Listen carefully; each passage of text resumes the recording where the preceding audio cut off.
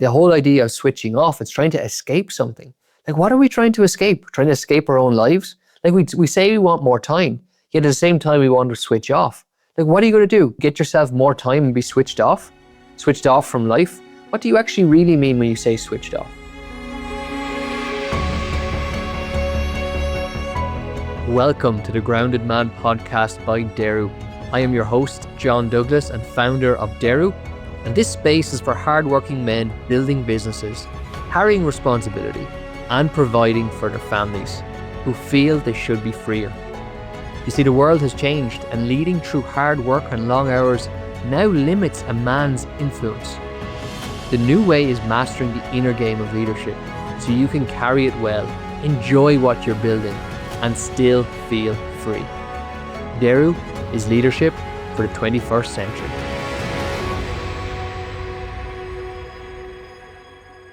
This episode is going straight in for leaders and founders who find it hard to switch off, and that is having a big impact on their lives. And I want to reframe the whole switching off dynamic because it's a little bit obsolete, I think, in this world, because we're entering a world now that's moving away from the pressure and the fear and the force of hard work and grinding it out, which is needed, but I think we need a deeper dimension to it. And so instead of work and life, that balance, instead of fighting each other and being a trade-off, we need to look at life and work as one thing. And so switching off then becomes a little bit obsolete. And so the real question is, how do you become more present and switched on? And that's what this episode is all about. So if you can't switch off, what does this actually mean? How do you experience this? This might be when you're actually finished work, your laptop is closed, everyone's gone home, but you're still thinking about it. And you're not thinking about it in a constructive way, you're thinking about work in an unconstructive way, in a destructive way. A destructive way is when you're overthinking it. You're thinking about things you said earlier on today, it's racing through your mind, things you said, shouldn't have said, and you're overthinking the future. You're anticipating what might happen, what might not happen, and how are you going to position yourself, and what are you going to do if it does or if it doesn't. And so this mind, your mind is always racing. It's racing, racing, racing. It's chaotic. It's busy. This affects your presence when you go home in the evening with your family, because you might be there in body, but you're not really there in your mind and your spirit. And so they can feed off that. Remember, we're always the product of what we eat. We are what we eat. And when you're a leader, your energy feeds other people. And so what are you feeding other people in that moment? And what do you want to be feeding them? Because if you're waking up stressed, going to work under pressure, reacting, snapping, and seeing everything as a problem, when it's actually maybe the most beautiful thing to experience is life itself, then the dynamic is a bit distorted. And you're not living true to yourself. Like, what does being true to yourself mean? Being true to yourself is probably waking up with peace of mind, actually owning your morning for yourself so that you get into a state of presence, so that when you walk into work and maybe talking to your family in the morning time, you're doing it with that presence and with being free in yourself to be that man, to do that thing, to show up this way. And then coming back home in the evening time and still having energy for your family, still being able to listen to them, to take in what they're saying, to understand them on a deeper level so you can support them, make them feel safe so that when they have problems to come to you in the future, rather than holding them in and not being able to share them. And obviously that manifests into other more serious problems if unresolved. So that's where we want to be. That's what being true to ourselves in the moment is. And we're really switched on when we're present. And that's why I'm saying the whole idea of switching off, it's trying to escape something. Like, what are we trying to escape? We're trying to escape our own lives? Like, we say we want more time, yet at the same time we want to switch off. Like, what are you going to do? Get yourself more time and be switched off? Switched off from life? What do you actually really mean when you say switched off? You probably just mean that your mind is calmer, that you're thinking clearer, that you actually can enjoy the present moment. Enjoy work. Even if it's a challenge, enjoy it. Even when there's problems, enjoy it.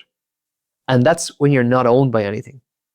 And the only way you can get there is by knowing who you are behind the scene. And that's what the gap is. The gap is going from letting the outside dictate everything who you are and let that cause chaos in your mind, or bring order to your mind yourself by knowing who you are behind the role, behind the titles. So this is separating you from the business. This is separating, I am what I do, to actually, I do what I am. I'm going to say that again. I am what I do to I do what I am. So that the business is an expression of you. So the business is you, but you're not the business, because you're also a father. You're also a leader in the community. You're also a friend.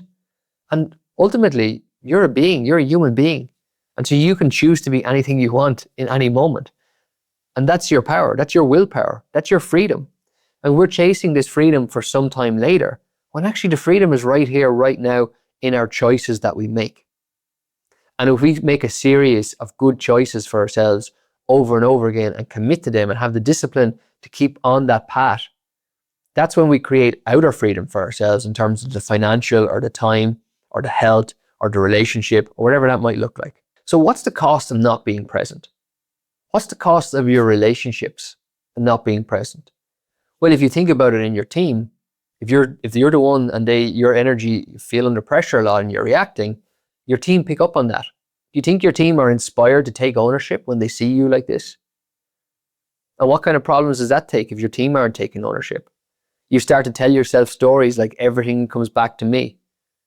Nobody else cares. And so you really start to question, is that actually the truth? Is that actually the problem? Or is that just a symptom of some of the problems? A symptom of a deeper problem? Because I believe a lot of the things that we feel are problems are actually only symptoms. And they're symptoms because of the way we're showing up and influencing our environment. And sure, there are people in our organization, in our teams, that probably shouldn't be there. We probably have let the standard slip and they shouldn't be there. I haven't had difficult conversations with them that I should have had. But again, why haven't I had them? Because I haven't been present and owning myself. And I feel like I am the business. And so when I feel like I am the business, there's an awful lot of pressure then for everyone to kind of come together and force outcomes to happen. Because it's like a machine, instead of looking at it like a living thing. Looking at yourself like a living thing. You're not looking at yourself like a living thing, you're looking at yourself like a machine. And that's where you're focused on, I am what I do. And I'm a doer. I'm a do.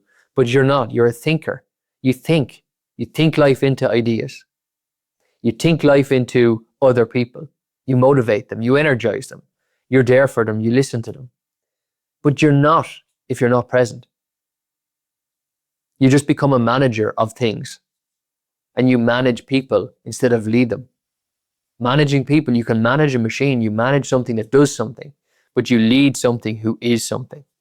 And you want people to step up and take ownership. Okay, we need to lead them better. And so the cost of this on the business is financial. The cost of this is headaches. The cost of this is I don't get to work on the things that I really want to work on and I know will grow the business. So I don't get enjoyment from the work that I'm doing. I'm stuck in the weeds. And then at home, I'm bringing this energy back home and then I'm not present with my family. They're not getting the best of me. I don't have as strong as relationships as I could have with them. It's not as fulfilling. My whole life in general is not as fulfilling because I'm not seeing myself and knowing myself behind my roles and titles. I think I am them. And I always have to be on, because if I switch off, everything will fall to pieces. That's the underlying belief in here. So we need to clear the air on this. And so what do we actually need to clear? Everything comes back to there's some root fears that we need to clear. What do we fear? What do we fear will happen if we do switch off? What do we fear will happen if we go away for a week? Will everything fall apart? Will people die? Will I go bankrupt? Will I fail? Will people think I'm not leading well? Will people think I'm not a strong leader? Will people think I'm not a man of my word? Will people think I'm not a good father? Will people think I'm not a good husband? A lot of it is driven by our fear of what others might think. This is on a subconscious level, so you're not thinking this. Remember, there's two types of thinking. There's two elements to your mind. One is thinking, and the other is in your emotion, in your body, and that's where the fear lives. And fear is a tool that your ego uses. And the ego is always driven to survive. The ego is always in survival mode, and it believes that as long as I maintain my identity, then I will survive. So what do I need to do in order to be the good father, be the good husband, be the good leader? And so it's always asking me to switch on and stay switched on and not be able to kind of let go of that, because when you actually think about it, okay, they are things you're responsible for, but they're not you. You're something behind that. And so you need to lead your ego. You don't get rid of your ego. You don't shoot it down. You say, okay, that's helped me get to where I am. And it's helped me during moments where it's actually needed. Moments of imminent danger to survive, I need it. Fear is a great tool. But it's not a great tool if I want to change my environment and want to enjoy it and thrive. It's not a great tool. What a better tool than that is your presence and good intention and just general goodness and love and respect for others. But you can't think that way when your ego is using fear to survive, because survival is about you surviving. So you self-protect, you self-serve, you defend. And what you're really only protecting and serving and defending is the fear itself, which is a little bit like Theodore Roosevelt's quote that there's nothing to fear but fear itself. And so we need to clear some of this and tell it and realize, separate facts from story here. The fact is that if I go away, if I shut off for a few hours, nothing's really going to happen.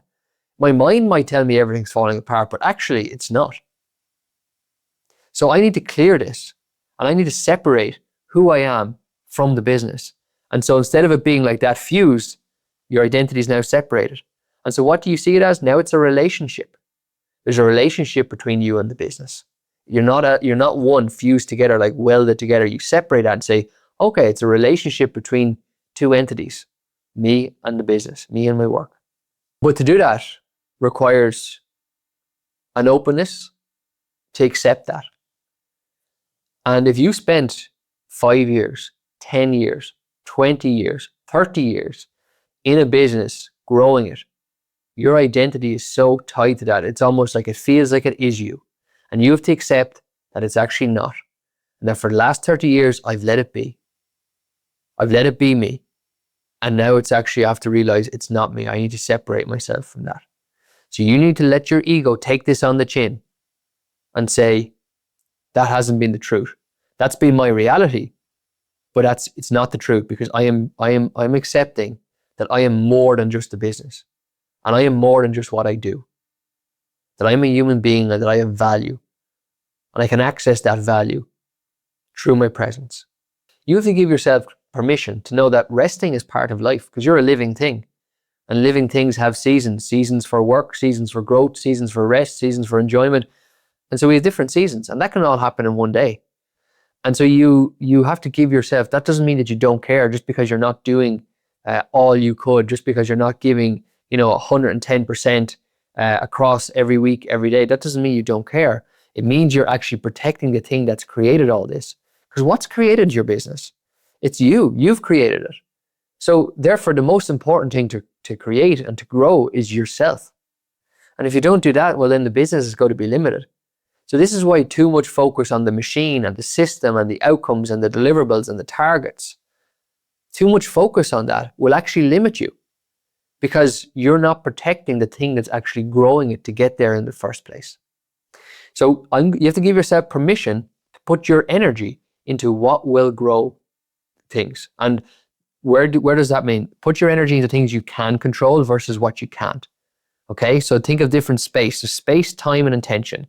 Put your energy into what you can control, which is your own mind, emotion, actions, attitude, standards, decisions, and not into things you can't control, like other people, timing of events, outcomes. You can't control all those things.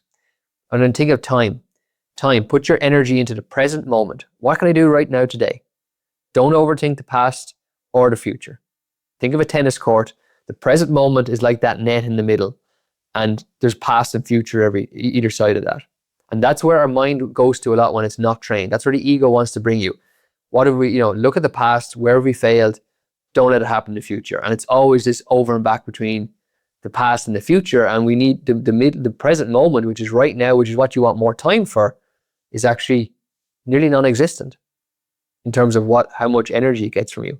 So we want to think of that, the tennis net in the middle of the court widening. So it takes up most of the court, and that's the present moment. So we can enter that with positivity and gratitude and joy. But you need to give yourself permission to enter the present moment. You need to allow yourself to be there by letting go of the past, the present, and the outcomes. And then lastly is the intention. This is the most important thing. Where is my intention coming from?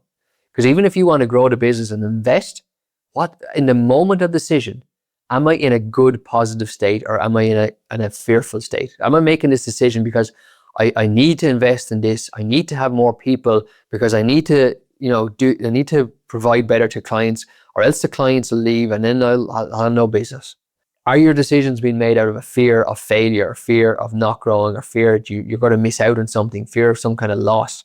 Or are they made on a love of growth, passion, positivity, possibility, potential? Is it in a good, positive state? Where are you making those decisions from? That's where you can catch if you're living and operating the business from kind of fear or actually from a passion and purpose.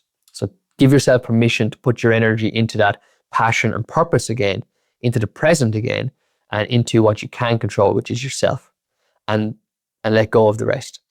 And what's the impact of this? Well, think about it. Think about it. If you put more energy into things you can control, into yourself, into positivity, into presence, what's going to happen? You're going to wake up with it. You're going to have peace of mind. You're going to lead others better. Your team are going to step up more. Your problems are going to reduce. Your family are going to feel it in the even times. Remember, your family are never, forget about you missing out on moments. Your kids, your children, your wife will never get moments back that you've been absent. So don't be absent, be present. And so to leave you with this, I'm going to get you to question yourself this week, just to reflect on this week. Who am I behind the roles and the titles? Who am I behind the roles and the titles? Who is that man? If the business was taken away from me in the morning, who would I be? Who would I be choosing to be in the moment? That's who you always are. So what do you choose to be in this moment, going forward from now on? Is it presence or is it the pressure? Thank you for listening.